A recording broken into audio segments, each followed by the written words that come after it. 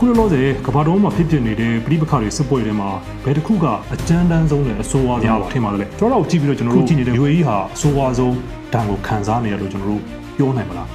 ပထမကျွန်တော်တို့ကြည့်ပြန်တော့စစ်ပွဲဖြစ်နေတဲ့တစ်ချိန်ထဲမှာ UAE ဟာစီးပွားရေးကိုပုံမှန်လက်ပတ်အောင်စူးစမ်းနေတာတွေ့တယ်တစ်ဖက်မှာကျတော့ဒါ Hezbollah နဲ့ Israel နဲ့တစ်လျှောက်လုံးတိုက်နေတယ်ဒါပေမဲ့ Israel မှာဆိုလို့ရှိရင်လူတွေပုံမှန်တိုင်းတွာလာစားတောက်မပြည့်ရှိနေတယ်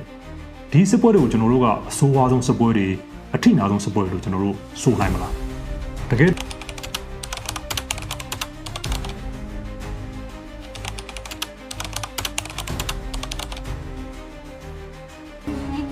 ီနေရာမှာကျွန်တော်တို့စစ်ပွဲလို့ပြောတဲ့နေရာမှာဘာနဲ့တိုင်းတာလဲဆိုတဲ့အချက်လေးရှိပါသေးတယ်နောက်ဆုံးမိုးလေးတွေတုံးပြီးတော့တစ်ချိန်လုံးတုံးတဘုံတိုက်နေတာမျိုးလားဒါမှမဟုတ်အခုနောက်ဆုံးပေါ်ဒါ drone တွေတုံးပြီးတော့တောက်လျှောက်ပြစ်နေတာမျိုးလားဒါမှမဟုတ်မဆိုင်းဒုံးကြီးတွေနဲ့အဝေးပြစ်ဒုံးကြီးတွေနဲ့တစ်ချိန်လုံးပြစ်နေတာမျိုးလားအဲ့လိုမျိုးကိုမှကျွန်တော်တို့ဆိုးွားတဲ့စစ်ပွဲလို့ဆိုနိုင်မလားဒီနေရာမှာကျွန်တော်တို့ထည့်သွင်းစဉ်းစားမှာကအီရန်စစ်ပွဲ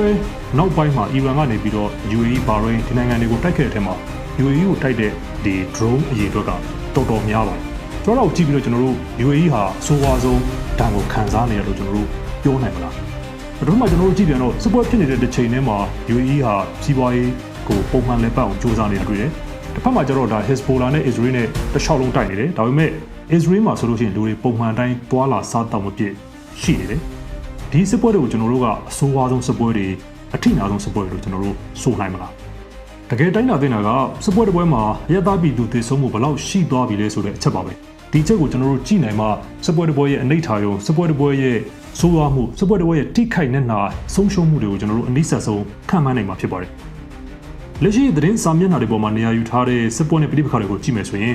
ဒေါ်နယ်ထရမ့်နဲ့ဒန်နီယာဟူတို့စခဲ့တဲ့အီရန်စစ်ပွဲရှိတယ်ပြီးတော့ Israel ကတပြိုင်နက်တည်းမှာ Hezbollah နဲ့တိုက်ပွဲတွေခုချိန်ထိဖြစ်နေတော့မယ်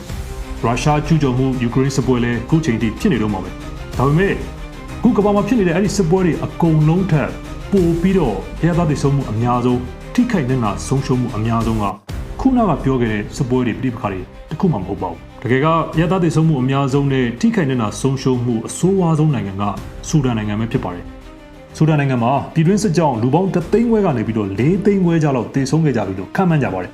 ဒီမှာပြီးတော့ဒါစစ်ဖြစ်လို့ရှိရင်စစ်ပွဲတစ်ခုတည်းကြောင့်တေဆုံးတာမျိုးမဟုတ်ဘဲနဲ့အငတ်ပေးကျန်းမာရေးပြီးတော့ယောဂဗျာတွေကြောင့်တေဆုံးနိုင်တဲ့ပမာဏကိုလည်းကျွန်တော်တို့ထည့်တွက်ရပါတယ်ဆူဒန်နိုင်ငံမှာလက်ရှိဖြစ်နေတဲ့ပြည်တွင်းစစ်ကြောင်းလူပေါင်း14သန်းလောက်အိုးမဲ့အိမ်မဲ့ဖြစ်ခဲ့ပြီလို့သူတွေသနာစစ်တမ်းတွေမှာဖော်ပြပါတယ်ဆူဒန်နိုင်ငံဟာအာဖရိကတိုက်မှာမြေနေရာအကျယ်ဝန်းရတွက်လို့ရှိရင်တတိယအကြီးဆုံးနိုင်ငံပါဆိုတော့သူ့အထက်မှာနံပါတ်1အကြီးဆုံးနိုင်ငံကအာဂျီးရီးယားဒုတိယအကြီးဆုံးနိုင်ငံကကွန်ဂိုဖြစ်ပါ